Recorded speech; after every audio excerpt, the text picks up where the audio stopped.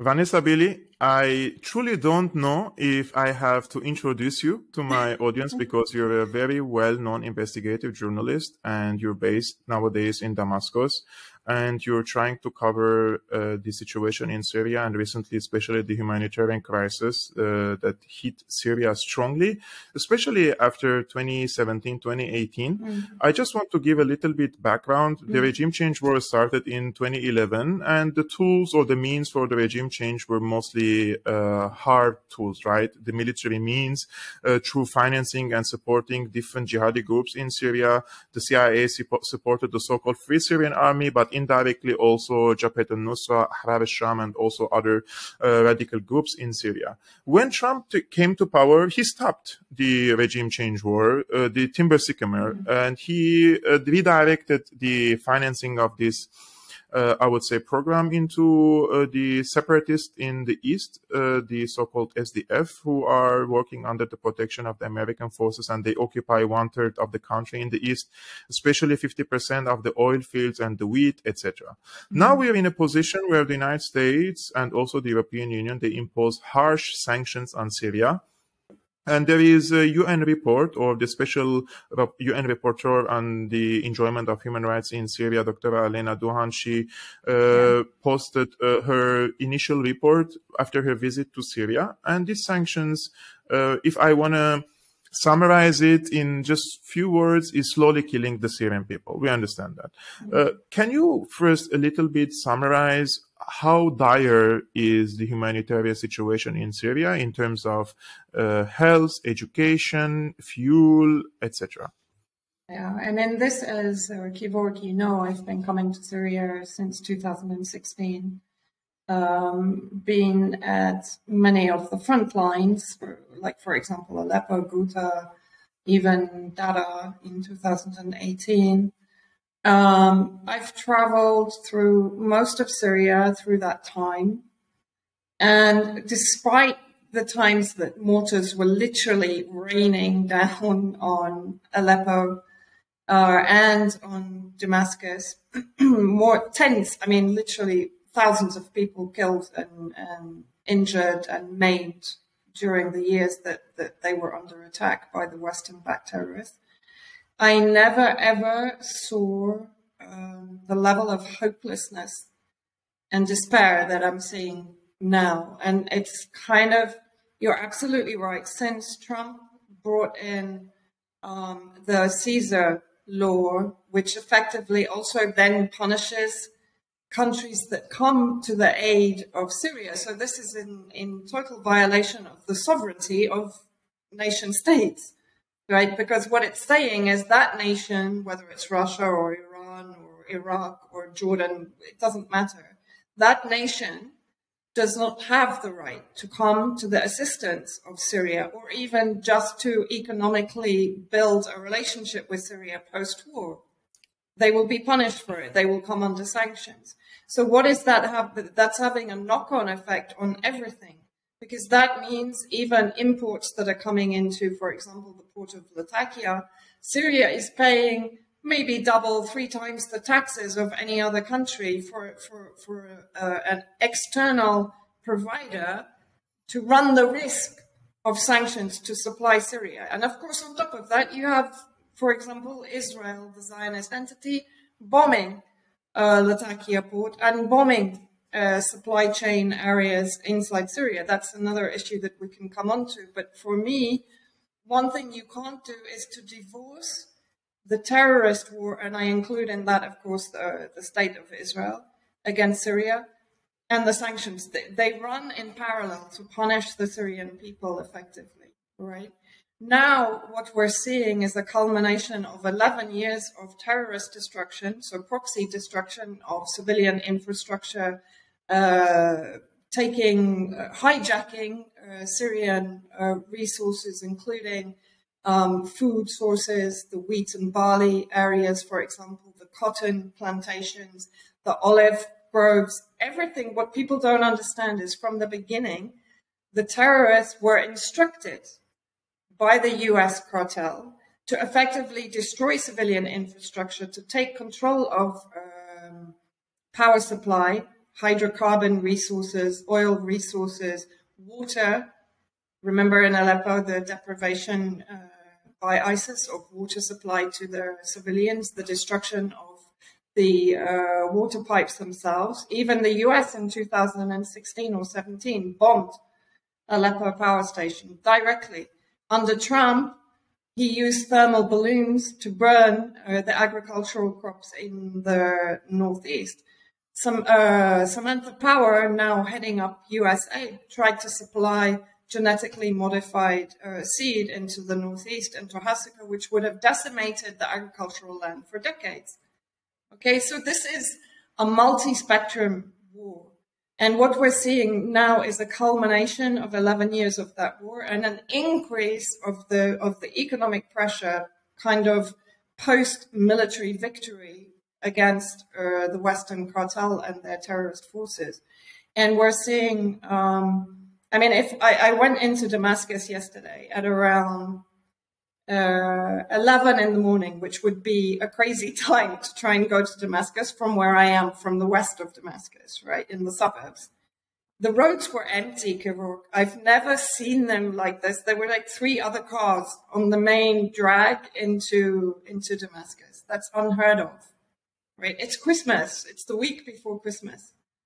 Hospitals are literally unable to carry out a lot of fairly standard operations, medical operations, because they don't have the fuel. And whereas the government was trying to supply fuel to give them 10 or 11 hours per day to continue working, now even this has been cut back and there's no fuel for the generators. They're unable to repair equipment. As Alina Durhan said, in the Basel hospital, which is on the road to Homs, virtually everything has come to a standstill, including kidney dialysis. At the same time, there's no sanctions on the hospitals that are providing medical care for the terrorist groups, for example, in the Northwest, right? They're completely stocked with all the state-of-the-art equipment, MRIs, etc. And there are no sanctions on them receiving fuel and equipment through Turkey or from Turkey. Here, there is literally nothing. There is no fuel in the government pumps. Before, we used to receive a text message to tell us we can go and get our rationing of fuel. Those text messages now are coming about every 6 weeks. Before, they were coming every 4 or 5 days. Okay. There is no mazout diesel for heating, so people don't have heating. As I showed you, I'm sitting here with a hot water bottle. It's cold. Electricity in most areas is less than 1 or 2 hours per day. Okay. So household items are just simply not working. I mean, it's really, I've never seen Syria like this. Really, I haven't. What's the end goal of this, Vanessa? We know the sanctions are aimed at depriving the people of basic necessities. What's the end goal of the Americans and the European Union? And what do you say to, and I would like to mention this particularly, there are so many so-called Syrian opposition figures, activists, journalists, etc., who say this is a lie and the United States isn't sanctioning the health sector or the humanitarian aid to Syria. Of course they are. Sanctions are never anything but a collective punishment of a people or a nation that is refusing to capitulate to the agenda of the US and its allies. And that is exactly what is happening in Syria. You mentioned sanctions even pre-2011. And if we go back to 2004, of course, the Bush administration brought extraordinary sanctions against the Syrian government of Bashar al-Assad back then. Why? Because allegedly Syria was harboring terrorism. But let's look at who those terrorists were. Those terrorists were the PKK, right? The Kurdish separatists that now are being weaponized by the United States to effectively occupy the oil fields in the northeast and to trade Syrian oil, not only through Turkey, through Iraqi Kurdistan, but also then onwards into Israel. But also what it's doing, of course, is giving a knock-on revenue to Al-Qaeda, to Hayat Tahrir al-Sham, that also receives deliveries of stolen Syrian oil, and they process it. They have a monopoly on the processing of that oil and then the resale into Turkey. So this is an entire revenue loop which the US has created in order to fund its proxies, whether they are the Kurdish separatists, whether they are Al-Qaeda or Al-Sham or any one of the other factions that are working to continue occupying and annexing Syrian territory. Ambassador Jeffries, who was Mike Pompeo's kind of point man on Syria under the Trump administration, he made it very clear. I mean, he bragged about the effect of sanctions, right?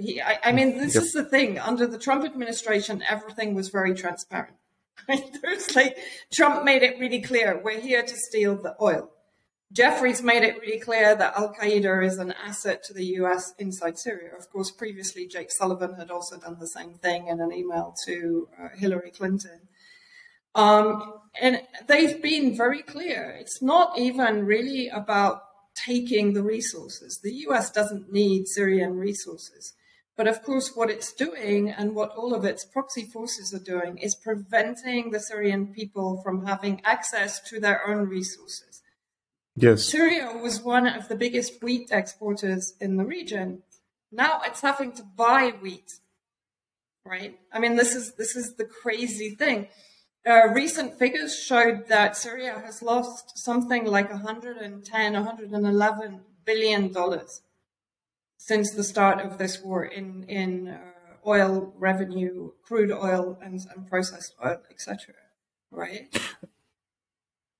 Do you mean by Jeffrey this Joel Ryburn? No, Ambassador Jeffries. I can't remember because recently this Joel Ryburn, I will just share his Twitter account probably on our conversation. He also, of course, blocked me after I called him a terrorist. Yes, I saw that. Yeah.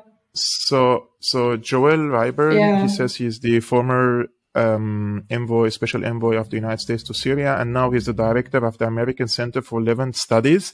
I don't know what do they do in this research center because because I also saw that one of the women who works for him in this center, I really forgot her name right now, but I was on a live debate with her on TRT, Turkish channel a few years ago. And she lost her temper and she called me a Shabir. I remember that. And she called me live. Yeah, she even called when I said that my brother was kidnapped by the Islamists that she supports. She said because you're a thug for the government, so she even made an excuses for kidnapping civilians. And now she works as a research assistant or something in this. And I truly question sometimes. Because I live in Germany, and I have the impression that if you want to succeed in the public domain in Europe or in the United States, or if you want to become a genius that works for research centers to receive prizes, etc., the only thing you have to do is to be anti-Assad. The rest is just like the rest is just like it doesn't matter how much incompetent you are. Now, the end goal of the sanctions, that in my opinion, is to deprive the people from the basic necessities, to push them into desperation. And finally, for them, when hunger hits people, they will start eating each other, right? So it's lawlessness, it's disorder, it's corruption. Increase the spike of the corruption is partly because of the sanctions. It brings opportunity to private people to do business in Syria, because also the government needs these people to bring basic necessities, even if it means this person is corrupted. If a corrupt person will bring wheat to Syria to feed the people and get his a big share from it, then the government will do it, because the government isn't able to bring these basic necessities because it's sanctioned. And I want to mention this again. The sanctions aren't directly hitting the, I would say, the health sector or the agriculture sector. They make an exemption. However, this exemption is just cosmetic, because the fact is, if the country isn't able to pay money to any third country or a company which resides anywhere in the world to get the supplies, because you can't make transaction and you cannot pay cash. And even if you do so, like these companies are afraid to do business with Syria because of the sanctions. So actually you pay more. That's the other thing. You pay a penalty. Because for those companies, as they said, to take a risk, they will charge you more. Because their argument is, look, potentially we will be sanctioned. So if we take the risk, we expect you to pay much higher prices. And so the government now can't be, people don't realize that health and education to a large degree was free in Syria. But now the government doesn't have the resources to be able to maintain the public hospitals. Plus, you have, the 10 years of deliberate destruction of hospitals across the country. Remember the destruction of Al-Kindi, one of the biggest and most advanced cancer hospitals in the Middle East, was blown up when it was in, I can't remember, 2014. And Jisr al-Shugur, again, one of the biggest hospitals, was seen of one of the worst massacres of the Syrian Arab army and civilians by the terrorist groups, aided, of course, by the white helmets who were clearing up the bodies afterwards. That's on video. So, Vanessa, if I'm not mistaken, I think yesterday was the anniversary, the 7th anniversary or the 8th anniversary of the executing the guardians of the hospital. For those who don't know, the guardians or the soldiers regarding the hospital, they were all detained or captured by Al-Nusra Front, and they were executed on site.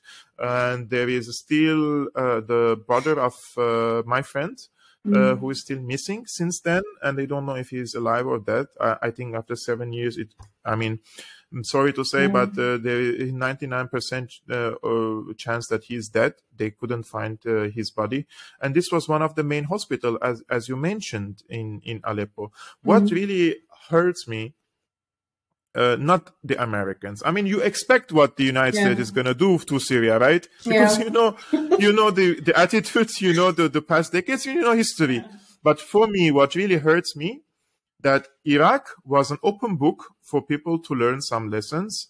Libya was an open book for people to learn lessons. Afghanistan, so many places where the United States intervened, right? But still, there are Syrians who reside nowadays abroad, especially in the United States. They are still pushing now the Biden administration to impose more sanctions. And the claim is that the government of Bashar al-Assad is dealing with drugs, and they have made an empire of Dragistan, or, they say that the Assad government is financing its affairs or its capital through drug selling. So they're doing everything in their capacity to increase the sanctions, although they live in comfort outside.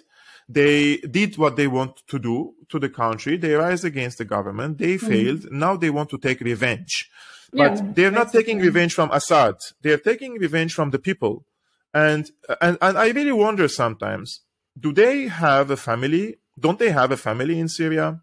Someone they love in Syria? Like, personally, if I was dealing with the grocery guy who was living under my apartment, I have established a human relationship with this person. He was been working there for 10 years. We become friends, or we become close. I don't understand. Don't these people have anyone in Syria? And don't they ask them what these sanctions are doing? In my opinion, this is the true definition of treason, because you're not fighting against the government. If you're fighting against the government, I don't care. It's not, it's a political issue. But if you are deteriorating and worsening the conditions of the people there, 17, 18 people stuck in the country. It's like an open air prison now for them, because the basic human rights that they need to enjoy is they're deprived from due to these sanctions. And then you come and you deny that the sanctions are doing this to the people.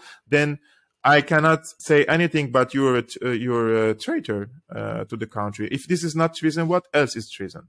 Absolutely. And I think, when you ask what is the purpose of continuing these sanctions, I mean, we saw this very recently also in the alleged women's rights protests in Iran.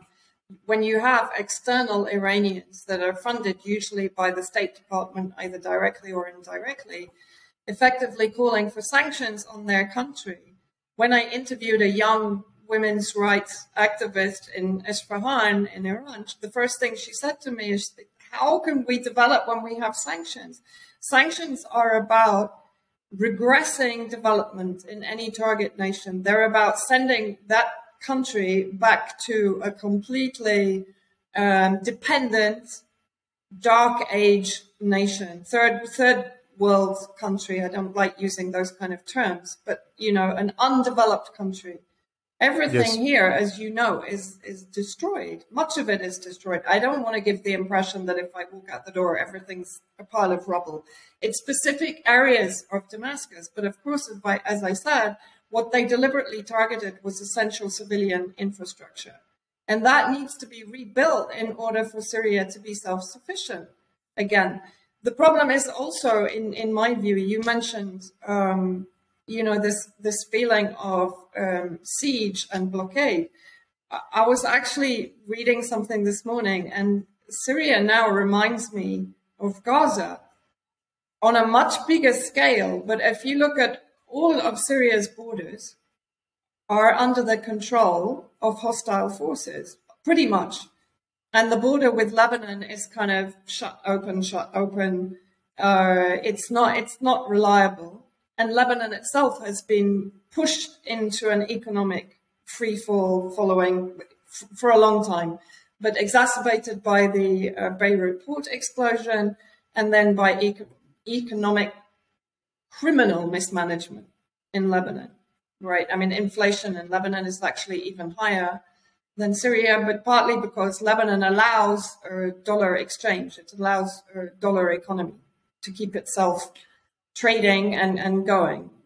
Syria has made efforts to kind of prevent the devaluation of the Syrian pound.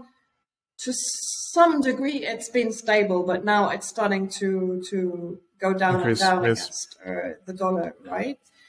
But what's the other reason for sanctions?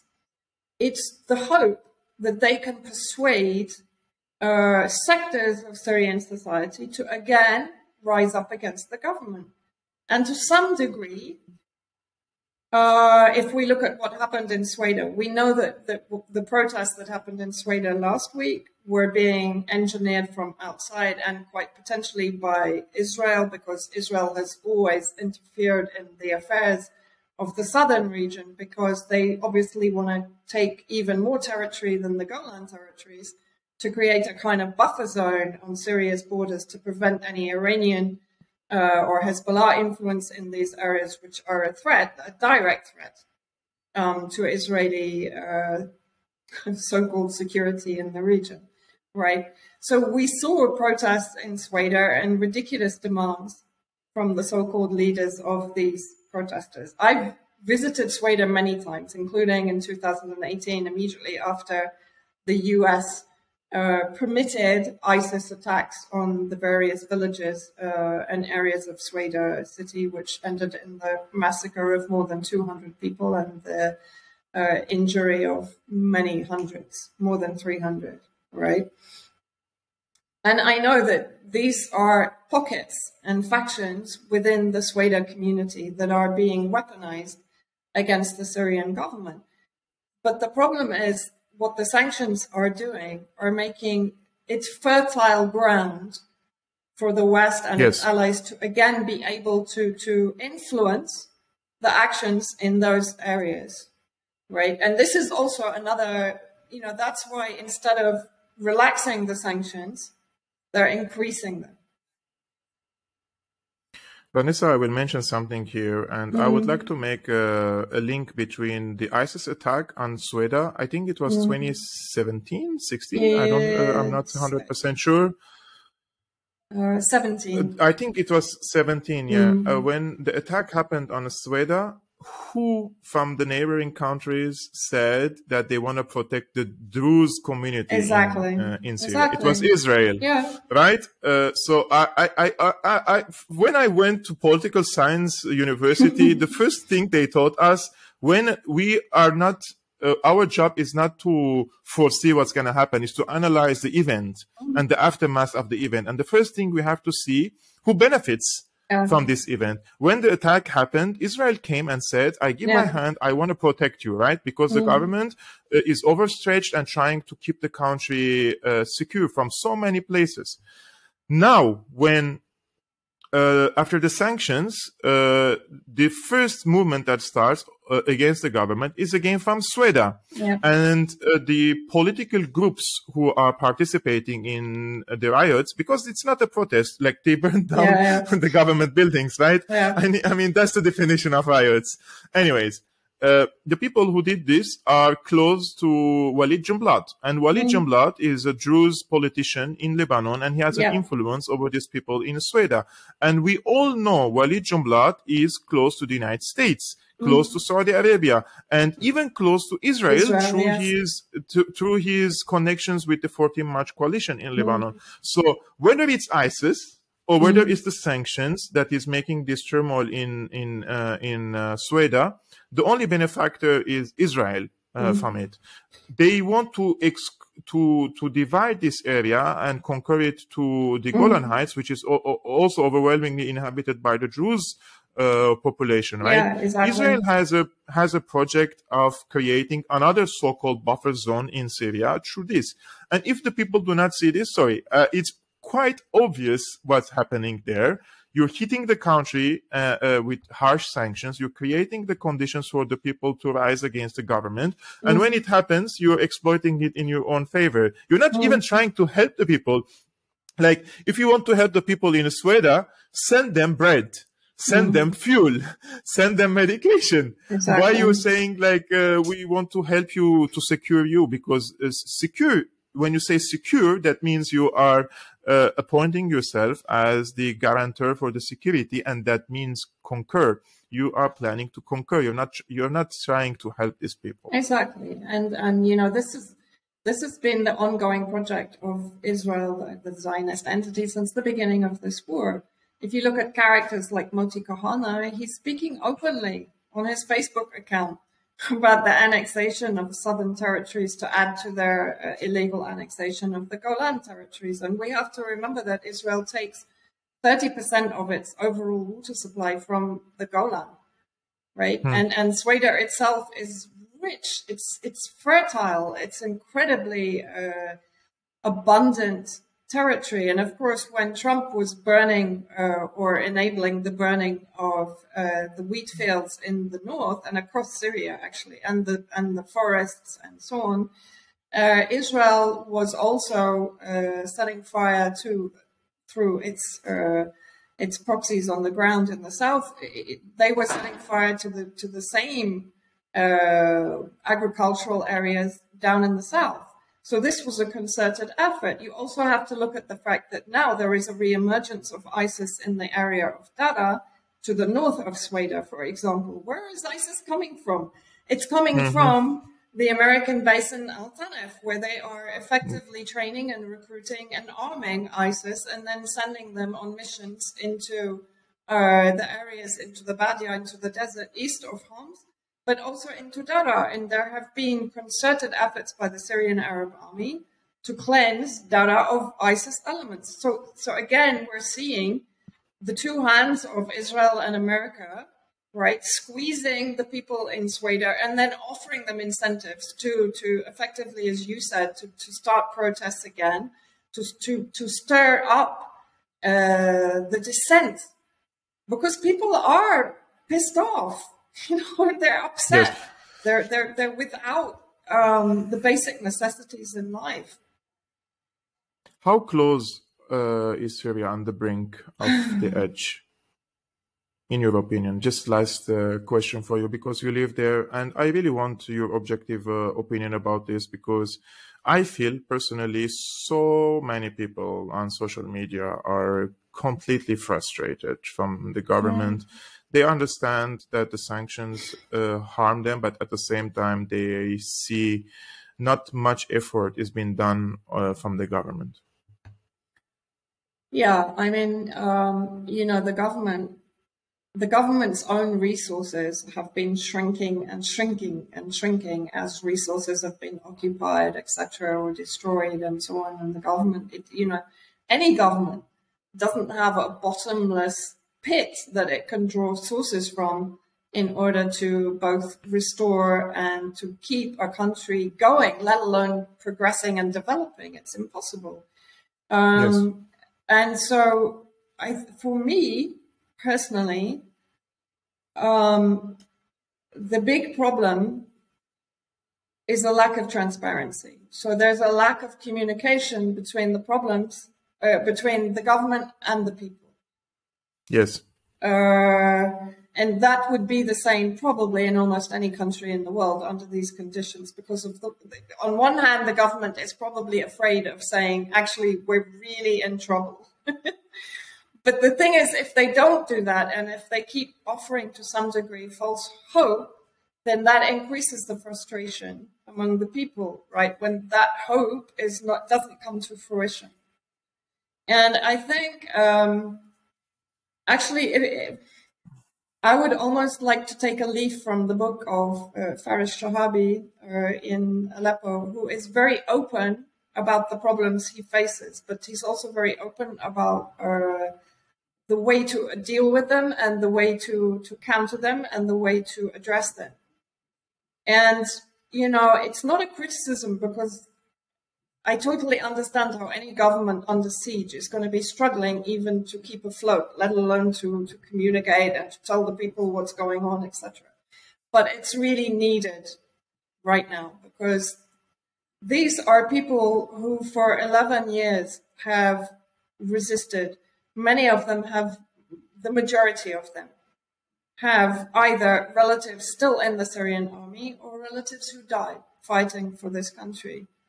And for me, I wish, there are still so many resources in Syria that are being untapped. There is potential for Syria to become more self-sufficient and even on a small community level, to begin to take care of its community, if you understand what I mean. They can allocate agricultural plots to various communities, even within Damascus, and then outside also in other cities, so that people at least can grow their own food and so on. So this is my humble opinion, there needs to be communication between the districts and the government. There needs to be representatives from each talking on a regular basis to move forward and find solutions for the problems that are coming up, but not as they come up, before they come up. Yes. This is Vanessa, what you mentioned is very important. I think the lack of communication is very serious between the Syrian government and the people.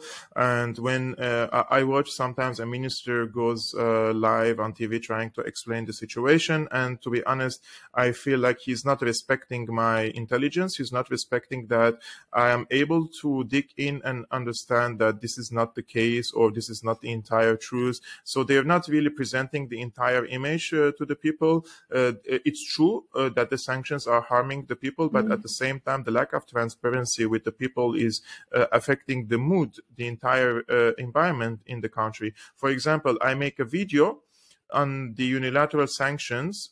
I host Alena Duhan, and I translate, for example, 10 minutes from this video, and I post it on Facebook, and more people will believe and get convinced by this 10 minutes video that how much these sanctions are harming the people, because compared to any minister who goes on a TV and tries to explain the situation. Because the people, when they see someone, we call in Syria from the ages of the dinosaurs, because he doesn't have any etiquette in speaking, he doesn't know how to deliver his message, they don't present any graphics, they don't present any hard evidence for this, it's just talk. And then they go and click on Al Jazeera or Al Arabiya, and they see these countries, TV channels presenting in a very high quality reportages with statistics, with graphics from their own perspective, saying that the sanctions aren't harming. It's Bashar al-Assad stealing you. He has all the oil. He has all the infrastructure intact.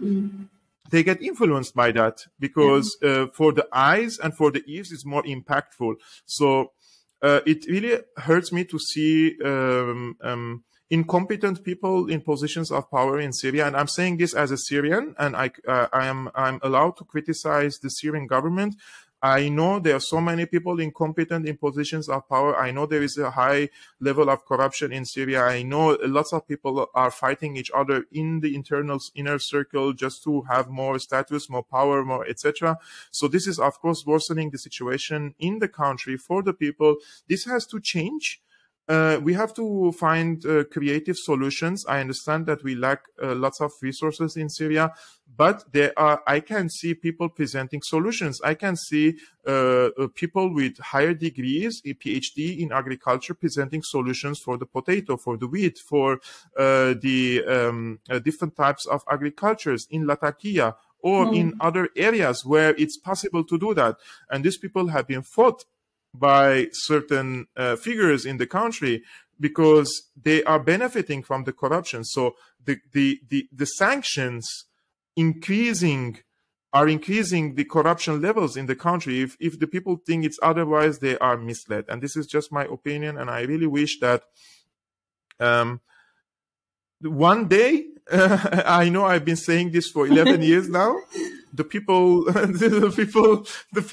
the United States or in Europe would care as much about Syria as they claim to be caring about Ukraine and the Ukrainians. And it really irritates me to see all these people talking about Ukraine when they utter nothing. It's just like we don't exist, for them in the other parts of the world. And I truly believe this is partly because of racism, and these people think they have some sort of moral higher ground, or some people are more important than others. Well, to give you an idea, when I put out the Twitter thread on the effects of sanctions, especially now, what shocked me more than anything else, and this was I think this was before Elena Dohan's report, or maybe just after,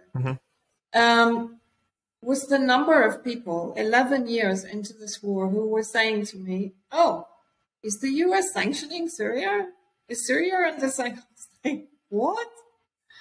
Seriously? I mean, everyone knows about Ukraine, right? Everyone knows about Ukraine. Why? Because the media is telling you about Ukraine, and the media is selling you the idea that Ukrainians are like us. As you say, it's inherent racism. Because how many people have kept talking about what's happening to 23 million Yemenis under the auspices of the UN resolution 2216? No one. Even in Iran, sanctions are still ongoing in Iran, and have been for decades, and they've killed probably more women than the veiling laws in Iran, right? I mean, when the West talks about human rights, and it's effectively punishing half the world for just existing, for trying to keep their own resources safe from US pillage and plundering, and they're being punished for this. And yet the populations of the US and the UK and the EU are largely oblivious to it, And when people tell me, this is when I get mad, is when people tell me they don't have agency. Everyone has agency. You just need to believe that you have agency and actually do something. Please, Syria is literally hemorrhaging right now. It really is. I can't describe how important it is right now to bring the focus back on Syria and to start really pushing, start really leveraging your governments, anyone that will listen, media, or NGOs, human rights organizations, get on their back. You do have agency. Everyone has agency. I don't accept this as an excuse not to do something. Sorry, that's Vanessa, I don't like to be pessimistic, but after 12 years of war against Syria, started by military means and now through sanctions, I genuinely think there is a zombie culture in bigger part of this Western world, and they are driven by sentiments injected by the media. They become crazy when the media tells them they have to be mad on the non-vaccinated. They will be mad on the non-vaccinated. When they say they have to be mad at Russia because of Ukraine, excluding all the history of the conflict, like as if it started in 2022, right? And they tell them to be mad at Iran because of the veiling laws. They tell them to be mad at Assad because he gassed his own people, allegedly, right? So in my opinion, bigger part is hypnotized, and this is what an old wise man the other day told me. He said, you guys in the Middle East, your governments practice authority or control the people through a Jacobian force. That means they use the security, they use the police, and they are able to control the people. In the West, he says, maybe there is a lesser use for the police and the intelligence apparatuses. However, there is a big control by the deep state over the media, over the education, over the history books, over the books that is being sold in the libraries. Everything. The other day, I went to a library. I was traveling and I wanted to buy a book to read. And like, you just see the first 10 books is like how Putin is evil, how Putin is all in his face is blood. And then you have Bill Gates is warning us about global environmental climate change. Like, seriously, this is how they control. They practice hegemony over the people, intellectual hegemony. And the people think they're free. They think that they know the truth. Sorry, I think they're living in a big bubble. They're living in a big fake bubble, and they don't know at all what's going on around the world. But some of them, especially those who work in the public field, they benefit from it. They're getting good jobs, they're getting good positions. So it's also a matter of interest. Anyways, I bragged a lot today about so many things. I was a little bit angry because sometimes I feel like I'm living like at least my wife is awake and she's not woke, and I can talk. I talk with her about these topics at night, and I never indoctrinate, for example, my wife. I just played an interview for Bashar al-Assad, 2 interviews, actually 25 minutes. I didn't tell her at all what to think of.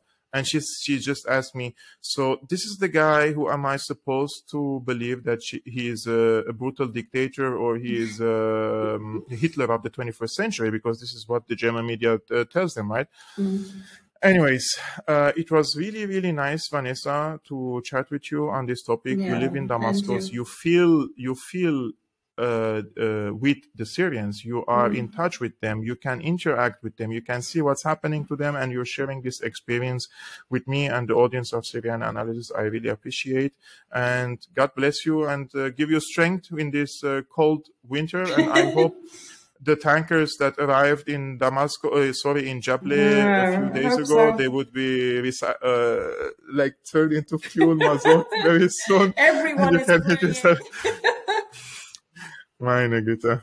Anyways, thank you so much, Vanessa, for your time. And congratulations on the marriage. I have to say that publicly. Thank you so much. Thank you. Every time somebody I feel like I'm gonna tear up because it's a really good thing to have a nice family, to build a family. This is just congratulations, and I hope to meet you both. Thank you, soon dear. In Aleppo. We will, inshallah. Inshallah. Okay. Inshallah. Thanks. See you, Vanessa. Take care. Bye.